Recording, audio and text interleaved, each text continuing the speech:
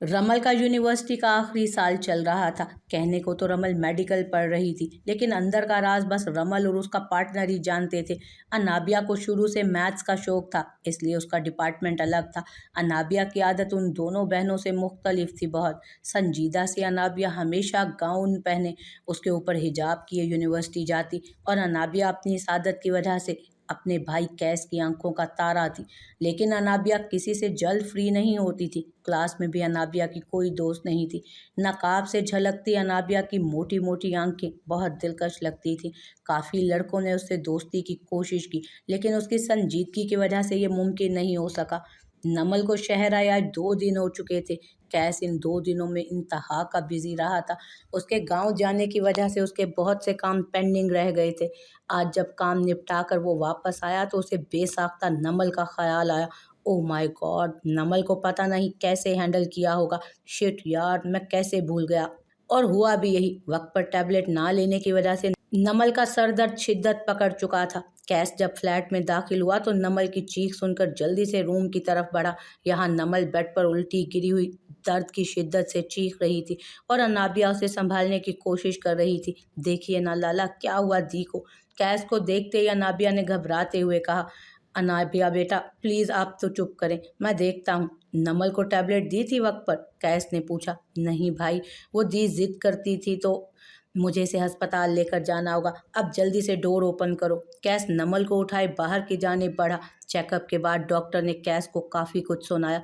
Mister कैस, हम आपको पहले भी बता चुके हैं कि आपकी कज़न अभी भी मेंटली डिसेबल है। टेंशन की वजह से उनके दिमाग की नस भी फट सकती है। I am sorry doctor, next ऐसा कभी नहीं होगा। प्लीज़ बताएं अब वो कैसी हैं? ख़तरे से बाहर हैं, लेकिन मिस्टर कैस अगर यही कंडीशन रही तो इनका जहन फिर पीछे चला जाएगा।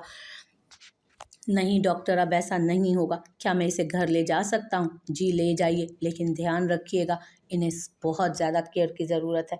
जी डॉक्टर। कैस नीम बेहोश सी नमल को बाजुओं में उठाए हॉस्पिटल से निकला। कितने ही लोगों ने रश्क से उस प्यार भरे जोड़े को देखा। कैस नमल को इस दफ़ा अपने फ्लैट पर ले आया था। तभी रमल बाइक की कीज घुमाते हुए अंदर दाखिल हुई और बेड पर बेसुध लेटी नमल की जानिब इशारा करते हुए कहा, इसे क्या हुआ? रमल, मैंने तुम्हें कहा था ना कि नमल का ध्यान रखना। तुम्हारी हिम्मत कैसे हुई इसे अकेला छोड़कर जाने की? लेकिन पार्टनर मैं बस आधा घंटा पहले गई थी। Just shut up. टैबलेट क्यों नहीं दी टाइम पर नमल को? लेकिन टैबलेट तो अनाबिया खिला रही थी। रमल, तुम्हें अच्छे से पता है उसे तुम्हारे और मेरे अलावा कोई हैंडल नहीं कर सकता, फिर भी तुमने। आई एम सो सॉरी लाला, मुझे आइडिया नहीं था। नेक्स्ट टाइम ऐसा नहीं होगा। दफ़ा हो जाओ रमल यहाँ से, इससे पहले कि मैं गुस्से में कुछ गलत कर दूं। लेकिन रमल ने कुछ बोलने की कोशिश की। आई से गेट आउट। रमल टेंशन में बाहर की तरफ बढ़ी। उसे आइडिया नहीं था कि नमल टैबलेट यूज़ नहीं कर रही थी, वरना वो उसे खुद टैबलेट खिला देती। अनाबिया, कहाँ हो तुम? जी दीदी। दीदी की कुछ लगती, नमल को टैबलेट क्यों नहीं दी? अनाबिया तो रमल को गुस्से में देखकर ही डर गई थी। दीदी, वो मुझे कैस लाला की कस्में दे रही थी, इसलिए। ओह माय गॉड, अनाबिया, उसकी कंडीशन बहुत ख़राब है और लाला मुझे उसे देखने भी नहीं दे रहे। प्लीज़ आप टेंशन ना लें, लाला संभाल लेंगे उसे। ये तो है, दुआ करो वो ठीक हो जाए।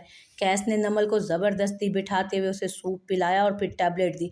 नमल के सर का दर्द कुछ बेहतर हुआ तो उसने कैस को पुकारा, खान जी आप कब आए? लेकिन कैस ने कोई जवाब नहीं दिया। खान जी, नमल चुप कर जाओ, मेरा दिमाग ख़राब मत करो।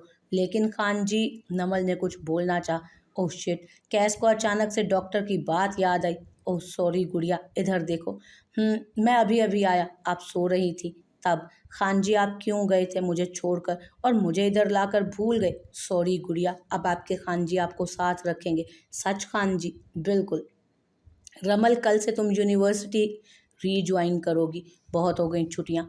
Okay boss. और कुछ? मेरा दिया हुआ काम हो जाना चाहिए, और प्लीज़ अपने हाथों पर कंट्रोल रखना, साथ साथ अपनी ज़ुबान पर भी। Yes boss. और दूसरा काम हो गया पार्टनर, डोंट वरी। बहुत मासूम है मेरी लाडो, उसे एक आंच भी नहीं आनी चाहिए। आहो आहो, समझ गई। बेबी को लगा दिया है मैंने काम पर। ओह शिट, आप। रमल, बेबी मत कहा करो अब उसे, मैं तो कहूँगी। ओके जाओ यहाँ से। पार्टनर, आप कितने वो हो, कल मुझे कितना डांटा। कल का जिक्र मत करना। आउट। ओके, अब बुलाना मुझे, मैं भी नहीं आऊँगी। ओके, आज तुम्हारा अकाउंट बंद करवा देता हूँ। अरे नहीं नहीं, अब बंदा मजाक भी ना करे। ठीक है, जाओ फिर। जी तो रमल, कल से यूनिवर्सिटी स्टार्ट। वाओ, फिर से मौजें। काफी दिनों से धुलाई नहीं की किसी की। वैसे भी अभी उस बूढ़े प्रोफेसर का पत्ता साफ करना है।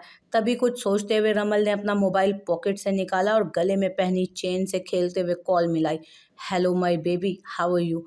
ओ प्लीज, बेबी मत कहा करो, अब मैं बड़ा हो गया हूँ। हाँ हाँ जानती हूँ, लेकिन मैंने तुम्हें बेबी ही कहना है। वो बेचारा अपना सर पकड़ कर बैठ गया। तो कल के लिए रेडी हो? रमल ने पूछा। जी, आगे से जवाब आया। कल का जिक्र सुनते ही वो संजीदा हुआ। वो ऐसा ही था, सिर्फ अपने सर और बाजू के सामने लाडला, और बाकी दुनिया के लिए वो एक टाइगर था जो आंखें बंद करके भी निशाना लगा लेता तो अगले बंदे की खोपड़ी उड़ा देता था। बेबी प्लीज अपने गुस्से पर कंट्रोल रखना, कोई मसला ना बन जाए। Okay, I can handle. Ramal अब बेफिक्र हो चुकी थी, क्योंकि उसे अंदाजा था कि उसका बेबी अपनी रिस्पॉन्सिबिलिटी अच्छे से निभाएगा। अब बस रमल को प्रोफेसर दिलावर का इंतजार था। ओए सुन, रमल ने यूनिवर्सिटी के कॉरिडोर में चलते एक लड़के को आवाज दी। जी, वो बेचारा तो रमल के पुकारने पर ही डर गया। रमल की दहशत पूरी यूनिवर्सिटी में फैली हुई थी। यूनी में वो फायर लेडी के नाम से मशहूर थी। लड़की तो दूर, किसी लड़के में भी हिम्मत नहीं थी कि उसे तंग कर सके। सर दिलावर आ गए? नहीं, वो उन्होंने यूनिवर्सिटी छोड़ दी। आज एक न्यू प्रोफेसर आए हैं। उस लड़के की बात सुनकर रमल ने बेसाख्ता कहकहा लगाया। खस कम जहाँ पाक, प्रोफेसर दिलावर ने यूनिवर्सिटी में लड़कियों को हरास करना शुरू कर दिया था, इसलिए रमल ने रात उन्हें खूब मजा चखाया, जिसका नतीजा अब उसके सामने था। चल रमल कुड़िए, नया प्रोफेसर भी देख लइए। रमल को पंजाबी बोलने की बहुत आदत थी। वो अक्सर पंजाबी ही बोलती थी। तभी रमल प्रिंसिपल ऑफिस की तरफ बढ़ी। रमल को ऑफिस में दाखिल होता देखकर प्रिंसिपल बेसाख्ता बोले। अरे आओ रमल बेटा, इनसे मिले, ये हैं आपके न्यू प्रोफेसर मिस्टर मिल्हान खान। मिल्हान पर नज़र पड़ते ही एक दफ़ा रमल की नज़र साकित हुई। फिर फौरी मुस्कुराते हुए प्रिंसिपल का लिहाज किए बगैर घबराए से बैठे मिल्हान खान की तरफ हाथ बढ़ाया। Hello sir, I am Ramal Shah.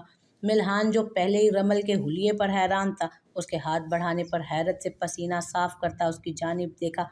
अरे मिल्हान बेटा, ये रमल ऐसी ही है, जोली सी, आप घबराएं नहीं। तभी मिल्हान ने रमल के बढ़े हुए हाथ को देखा और सलाम किया। रमल ने सीटी की तरह होंठों को गोल करते हुए ओह की आवाज निकाली। वालेकुम अस्सलाम। रमल दो दफा जवाब देती। तभी प्रिंसिपल साहब रमल को घूरते हुए मिल्हान को क्लास दिखाने का कह गए। रमल ने प्रिंसिपल साहब की घूरी को नजरअंदाज करते हुए कहा, चलें सर जी। मिल्हान बेचारा पहले ही घबराया दिल में उस वक्त को कोस रहा था जब उसने यूनिवर्सिटी आने की हामी भरी थी। रमल को देखकर और घबरा गया। बड़ी शिद्दत से आजमाते हो सब्र मेरा, कभी जो खुद पे गुजरी तो बिखर जाओगे।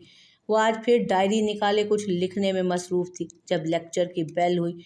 ओप्स, सर जहीर ज़रा अच्छे नहीं लगते, जब देखो घूरते रहते हैं। दिल में सोचती वो क्लासरूम की तरफ बढ़ी, जब अचानक से क्लास में दाखिल होते एक लड़के से टकरा गई। Oh sorry, I am sorry, मुझे पता नहीं चला, बेध्यानी में आते हुए आपसे टकरा गई। वो इट्स ओके बोलता आगे बढ़ गया। पीछे अनाबिया इस अजीबो गरीब की कमर तकती रह गई। उसकी जगह कोई और होता तो वो अनाबिया को उसकी चीज़ें ज़रूर पकड़ाता। ऊपर से अनाबिया उसका चेहरा भी नहीं देख पाई थी। अनाबिया जब क्लास में एंटर हुई तो वो लड़का क्लास में फर्स्ट सीट पर बैठ चुका था। पूरी क्लास जानती थी कि यह अनाबिया की सीट है। हेलो मिस्टर, ये मेरी जगह है, आप प्लीज़ उठ जाएं यहाँ से। उस लड़के ने बगैर बोले एक चेयर खींचकर अपने बराबर रखी और अनाबिया को बैठने का इशारा किया। अनाबिया उसका एटीट्यूड देखकर हैरान रह गई, लेकिन कड़वा घूंट भरते उसके साथ वाली सीट पर विराजमान हो गई। अगर उस वक्त अनाबिया के चेहरे पर नकाब ना होता तो यकीनन उसका लाल चेहरा देखकर उस लड़के को अनाबिया के गुस्सा में होने का अंदाज़ा अच्छे से हो जाता। तभी सर के दाखिल होने पर अनाबिया गुस्सा थूकती सर की जानिब मुतवज्जो हुई। ओके तो गाइस, कैसी रही छुट्टियाँ? बहुत अच्छी सर, सब यक जुबान बोलते हैं। तभी सर ने न्यू लड़के की तरफ इशारा किया। Intro please, Qamar Khan from Lahore. इतना बोलने के बाद वो खामोश हो गया और सर उसे गौर से देखने लगे। अगर प्रिंसिपल का हुक्म ना होता, सर जहीर उस लड़के की बदतमीजी पर क्लास से बाहर कर देते उसको, लेकिन सर भी अनाबिया की तरह कड़वा घूंट भरकर रह गए। लेक्चर स्टार्ट होते ही अनाबिया ने लेक्चर नोट करना स्टार्ट कर दिया, जबकि कमर की नज़रें अनाबिया के हाथों पर टिक गई। साथ साथ बैठे होने की वजह से वो अनाबिया के हाथ पर नज़रें जमाए बैठा था। अनाबिया का हाथ पर बना तिल उसे अपनी जानिब मुतवज्जो कर रहा था। ठंडी सांस भरता वो फिर से सर की तरफ मुतवज्जो हुआ। लेक्चर खत्म होते ही अनाबिया बाहर की तरफ बढ़ी। तभी कमर भी अपना बैग उठाए उसके पीछे आया। चलते चलते कुछ याद आने पर अनाबिया अचानक से मुड़ी के अपने पीछे आते कमर से टकरा गई। इससे पहले कि वो गिरती, वो उसे उसकी कमर से थाम गया। छोड़ो मुझे, तुम्हारी हिम्मत कैसे हुई मुझे हाथ लगाने की? वो कुछ बोले बगैर बस उसको तके जा रहा था। अनाबिया की बड़ी बड़ी हेजल आइज उसे अपनी जानिब अट्रैक्ट कर रही थी। उधर अनाबिया की हिम्मत जवाब दे चुकी थी और उसने रख के एक थप्पड़ उसके मुंह पर लगाया। तभी कमर साहब होश में आए, अपनी मुठ्ठियां भींच कर रह गया वो। इससे पहले कि अनाबिया कुछ बोलती, आई एम सॉरी कहता वो दूसरी जानिब चला गया। अनाबिया उसे देख कर रह गई। एक लम्हे को अनाबिया को अपने थप्पड़ मारने पर अफसोस हुआ, लेकिन फौरी सर झटक कर वो कैफे की तरफ बढ़ गई। वहां से उसने अपने लिए स्नैक और चाय ली और ग्राउंड में एक दरख्त के नीचे टेक लगाकर बैठ गई। ये दरख्त कुछ इस तरह बना था कि उधर बैठी अनाबिया को कोई नहीं देख सकता था, इसलिए वो उधर बैठकर अपना लंच करती थी। अभी उसने चाय का कप मुंह को लगाया ही था कि दरख्त की बैक साइड से कुछ गुनगुनाने की आवाज़ ने उसे अपनी जानिब मुतवज्जो किया। वो जो कोई भी था इंतहाई प्यारे अंदाज में गाने के बोल अदा कर रहा था। हुआ है आज पहली बार जो ऐसे मुस्कुराया हूँ, तुम्हें देखा तो ये जाना कि दुनिया में क्यों आया हूँ। मैं तुमसे इश्क करने की इजाज़त रब से लाया हूँ। अनाबिया कप नीचे रखती सर को आगे किए दरख्त की बैक साइड देखने की कोशिश करने लगी, लेकिन उसे सख्त मायूसी का सामना करना पड़ा, क्योंकि वो जो कोई भी था मुंह पर टोपी रखे गा रहा था। अनाबिया अपनी चाय भी उधर ही छोड़े प्रेयर रूम की तरफ बढ़ गई। तसल्ली के साथ जोहर की नमाज अदा की और फिर क्लास की जानिब चल दी। आखिरी लेक्चर भी अनाबिया ने उस लड़के के साथ ही बैठ कर लिया था और फिर रमल को बताकर घर चली गई। अनाबिया को इस बात का अंदाज़ा हरगिज़ नहीं था कि किसी ने उसका पीछा उसके फ्लैट तक किया है। अनाबिया को फ्लैट में दाखिल होता देखकर वो खामोशी से वापस चला गया। हेलो, हाँ रात का क्या प्रोग्राम है? अरे यार प्रोग्राम तो है, अगर तुम चलो। इस दफ़ा तुम्हें शराब के साथ साथ शबाब का मज़ा भी देंगे। ओके, आता हूँ मैं। आरिफ खान को उसके दोस्तों ने पूरी तरह से शराब और शबाब की लत लगा दी थी। अब तो उसकी कोई भी रात शराब और शबाब के बगैर नहीं गुजरती थी। वो नशे में अंधा होता हराम हलाल की तमीज़ भूल चुका था। सरदार हातिम खान को बच्चों से कोई वास्ता नहीं था। मिल्हान तो डरपोक तबीयत के साथ ज़्यादातर बाहर निकलता ही नहीं था और वैसे भी उसका ध्यान स्टडीज़ पर ज़्यादा था। मोमिना शाह की वजह से मिल्हान तो नेक और सुलझा हुआ था, जबकि आरिफ को बुरी सोहबत ने बिगाड़ दिया था। आरिफ यार आज मस्त माल है, देख दिल खुश हो जाएगा। हाँ हाँ क्यों नहीं, कहाँ है? चल अंदर चल, वो देख। पहले तू हाथ साफ कर ले फिर हम करेंगे। आरिफ जैसे ही कमरे में दाखिल हुआ, सामने एक लड़की चेयर पर बंधी हुई बैठी थी। ये क्या शकूरे, ये तू जबरदस्ती लेकर आया है इसे? छोड़ यार, साली नखरे कर रही थी, मैंने बांध दिया। तू अपना काम कर, लेकिन यार जबरदस्ती नहीं करनी मैंने किसी के साथ। और यार चल देख तो सही कितना मस्त माल है। लड़की की तरफ देखकर आरिफ पर भी हवस हावी हो गई। ओके चल तू बाहर, अरे हमारे सामने शुरू हो जा, अब हमसे क्या छुपाना। और आरिफ भी कमीना बना उस लड़की की इज्जत तार तार करने लगा। प्लीज़ छोड़ दो मुझे, मैं ऐसी लड़की नहीं हूँ, जाने दो मुझे। आरिफ शराब की बोतल उसके ऊपर उंडेलता, उसे अपनी हवस का निशाना बनाता बेदर्दी से मसल गया। उस लड़की ने आरिफ की हवस का निशाना बनते ही पास गिरी कांच की बोतल उठाकर अपना गला काट लिया। शकूरे ओ शकूरे, ये इसने क्या कर दिया? एक दफ़ा तो शकूरा भी देखकर घबरा गया, लेकिन फिर आरिफ को तसल्ली देते हुए बोला, चल यार टेंशन ना ले, तू बेफिक्र होकर घर जा, मैं इसका बंदोबस्त कर देता हूँ।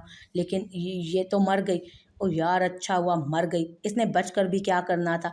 जा तू घर और नींद पूरी कर, और हाँ कल पैसे ट्रांसफ़र कर देना। हाँ हाँ मैं कर दूंगा। आरिफ के जाते ही शकूरे ने अपने साथियों के साथ मिलकर लड़की की लाश ठिकाने लगाई और रूम में छुपा मोबाइल निकाल लिया। ये बहुत काम आएगा। वो कमीनी हंसी हंसता खुश हो रहा था। आज फिर हवा की एक बेटी हवस का निशाना बन गई, लेकिन उसे बचाने वाला कोई नहीं था। काश वालिदैन बेटियां पैदा करके उनकी हिफाजत करना भी उन्हें सिखाते। हया नूर कोठे पर पैदा हुई एक नाजायज़ औलाद जो आज हवस का निशाना बन गई थी। रमल मिल्हान के साथ चलते चलते उसे यूनिवर्सिटी के एरिया के बाहर भी बता रही थी, जब कोई लड़का रमल की तरफ इशारा करके हंसा। अरे वो देख, फायर लेडी के साथ आइसमैन जा रहा है। उस बेचारे की फूटी किस्मत जो ये बात रमल ने सुन ली थी। अबे रुक, तेनू मैं दसा, आ तेनू सीधा करा। ये कहते ही रमल उस लड़के के कॉलर से पकड़कर खींचते हुए उसे दो चार थप्पड़ लगा गई। बताऊं तुम्हें मैं फायर लेडी का मतलब क्या है? ठहर, अच्छे से समझाती हूँ तुझे। कैंटीन के टेबल से छुरी उठाते वो उसकी गर्दन पर रख चुकी थी। अब कर बकवास, बोल बोल, कौन इधर उधर, आइसमैन और फायर लेडी। अरे नहीं दीदी, प्लीज़ माफ़ कर दो, दोबारा नहीं होगा, प्लीज़ दीदी। तभी दूसरे लड़के भी जल्दी से साथ बोले, प्लीज़ रमल दीदी, अब नहीं होगा, माफ़ कर दें इसे। रमल ने झटके से उसका कॉलर छोड़ा कि वो बेचारा कैंटीन की कुर्सियों में जा लगा। नए प्रोफेसर की वजह से आज तेरी जान बख्शी हो गई, वरना रमल दी ग्रेट को सभी जानते हैं, किसी को माफ़ नहीं करती। चल फूट अब यहाँ से। रमल ने पीछे मुड़कर मिल्हान की तरफ देखा जो पूरा पसीने में भीग चुका था, तो रमल का जोरदार कहकहा गूंजा, अरे प्रोफेसर जी, आप ना घबराएं, आपको भला हम कुछ कह सकते हैं। सर जी आइए, वो रहा क्लासरूम, आप क्लास में जाएं, मैं ज़रा हाथ धो लूँ जो उस कमीने की वजह से गंदे हो गए। वो मिल्हान से कहती वॉशरूम की तरफ बढ़ गई। मिल्हान डरते डरते क्लासरूम में दाखिल हुआ। मिल्हान की क्लास में दाखिल होने पर सबने मिल्हान को न्यू स्टूडेंट समझकर नज़रअंदाज किया। वजह मिल्हान की पर्सनालिटी थी। आंखों पर गोल चश्मा लगाए, बालों को तेल से भरे एक अजीब लुक दे रहा था वो। मिल्हान आहिस्ता आहिस्ता स्टेज की तरफ बढ़ा। मिल्हान को स्टेज की तरफ बढ़ता देख क्लास मुंह खोले मिल्हान को देखने लगी। अस्सलामुअलैकुम, वो मैं आपका न्यू टीचर। मिल्हान के रुक रुक कर बोलने की वजह से पूरी क्लास ने कहकहा लगाया। ओए रुक रुक कर चलने वाली मशीन, चल आजा हमारे साथ बैठ, बहुत हो गया अप्रैल फूल। दरवाजे से दाखिल होती रमल ने ये अल्फाज बखूबी सुने। रमल चलती हुई मिल्हान के पास आ खड़ी हुई। सो गाइस, ये हैं हमारे न्यू मेडिकल प्रोफेसर मिल्हान खान। रमल के बोलने पर पूरी क्लास दम साधे खामोश हो चुकी थी। अस्सलामुअलैकुम सर। तभी एक लड़की ने मिल्हान को सलाम किया। मिल्हान सलाम का जवाब देकर रमल को देखने लगा। अरे सर जी, अब आगे आप पढ़ाएं, हमारा काम तो यहीं तक का था, वो कहती हुई सीट पर बैठ चुकी थी। फिर मिल्हान ने घबराए हुए लहजे में लेक्चर स्टार्ट किया। रमल की नज़रें मिल्हान के साथ चिपक कर रह गई थी। बेशक मिल्हान का अंदाज दब्बू था, लेकिन उसके पढ़ाने का स्टाइल बहुत प्यारा था। और रमल ने गौर भी किया कि वो जब लगातार बोलता तो बिल्कुल रुक रुक कर नहीं बोलता था। ठीक है क्लास, इतना काफ़ी है। तभी पूरी क्लास ने जी सर कहा। मिल्हान एक नज़र रमल पर डालकर क्लास से बाहर जा चुका था। जब रमल भागकर मिल्हान के सामने आई, अरे रुकिए उस्ताद जी, वाह सर, तुसी ते बहुत चंगा पढ़ाते हो जी। मिल्हान नासमझी से उसकी तरफ देखते हुए बोला, ओहो सर जी, आपको पंजाबी समझ नहीं आती, मैंने कहा कि आप अच्छा पढ़ाते हैं। तभी मिल्हान ने मुस्कुराते हुए थैंक्स कहा। रमल की नज़रें बेसाख्ता उसके डिम्पल पर रुक गई। उस्ताद जी, आपको यूनिवर्सिटी में कोई भी प्रॉब्लम हो तो मुझे ज़रूर बताइएगा। जी ठीक है, अब हम जाएं? जी जी जाएं। कैस सर हाथों में गिराए बैठा था। नमल के साथ आने की वजह से उसकी जिम्मेदारी भी बढ़ गई थी। अब रमल को हर वक्त कैस चाहिए था, वरना नमल की तबीयत बिगड़ जाती। 2 दिनों से कैस जब भी कहीं बाहर गया, नमल ने कॉल कर करके दिमाग खा लिया। अब कैस सोच रहा था कि वो ऐसा क्या करे जिससे नमल सेटल रहे। अरे खान जी, आप यहाँ बैठे, आपको पता है मैं भला क्या सोच रही हूँ? जी बताएं, क्या सोच रही है हमारी गुड़िया? खान जी, मैं सोच रही हूँ मैं ना वो सीख लूँ, वो जो लड़कियाँ शादियों पर करती हैं। वो क्या? अरे खान जी, आपको कुछ भी समझ नहीं आता जल्दी। अरे आप बताएंगी तो समझूंगा ना। अरे वो इधर जो आंखों पर करते हैं, होंठों पर भी लड़कियाँ करती हैं। वो कैस की आंखों और होंठों को छूते हुए बोली। तो कैस ने तो अपनी सांस ही रोक ली। अरे कल मैंने टीवी में देखा था मेकअप। अरे नहीं, हाँ मेकअप मेकअप सीख लेती हूँ ना। वैसे भी कॉलेज मैंने नहीं जाना होता और पेपर मैंने बस आखिरी 2 माह पढ़कर देने होते हैं, तो खान जी मैं मेकअप सीख लेती हूँ। अगर कोई नमल को इस तरह बात करते देखता तो हैरान रह जाता। वो कहीं से भी एक नॉर्मल लड़की नहीं लग रही थी। लेकिन गुड़िया, आप मेकअप सीख कर क्या करोगी? अरे खान जी, मैं आपकी शादी पर मेकअप करूँगी ना। कैस उसकी शक्ल ही देख कर रह गया बस।